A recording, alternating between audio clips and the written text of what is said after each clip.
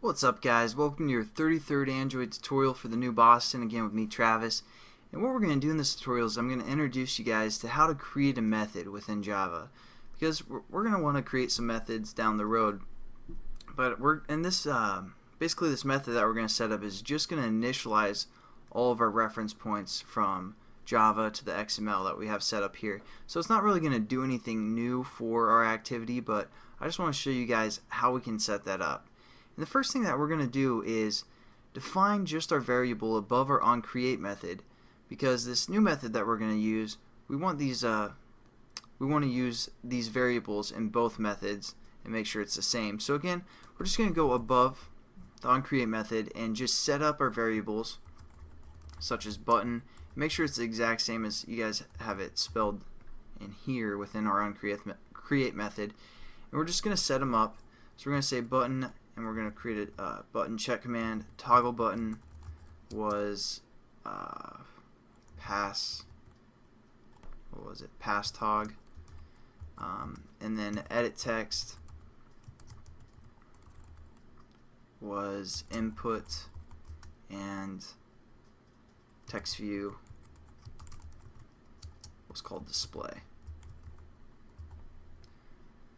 Now we're just going to delete basically the pre-identifier or the modifier and also the type, because we defined it up here. So basically the final is saying that it's going to be final within this method, since it's only used for one method, the onCreate method. We want both methods to have access to this variable, so we don't need to set it as final anymore. So we're just going to delete the modifier final again and the type for each of these variables.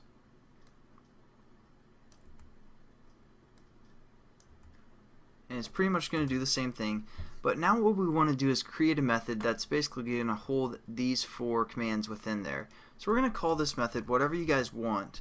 Let's say like bacon and eggs, I don't know, just because I'm really hungry right now.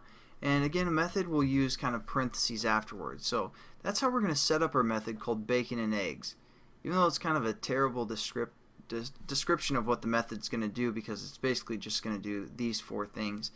But you know, it's a good way to kind of clean up your code within the onCreate method. And yeah, basically we're using this method called bacon and eggs, but we haven't set it up yet.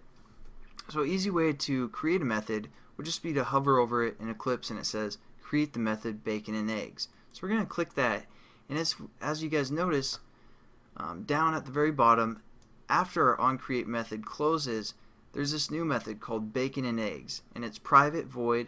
Again, void basically means it's just the method, and it's going to return, well, just think of it as just being a method for the most part, and private is going to say, you know, it's accessible to this class for the most part. So again, instead of public, we could have there as well. So what we're going to do now is just copy or cut and paste this code right here where we set up those reference points to our XML, and we can just place it within this method that we just created called bacon and eggs. And now it's going to register all those basically bridges over to the XML. And so again, when our program starts, it's going to call this onCreate method, and then it's going to set the content view, and then it's going to be like, oh, bacon and eggs.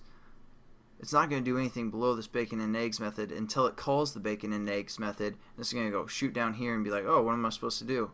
It's like, oh, okay, I'll do this real quick. And then it's going to shoot back up to this line of code and just continue onward.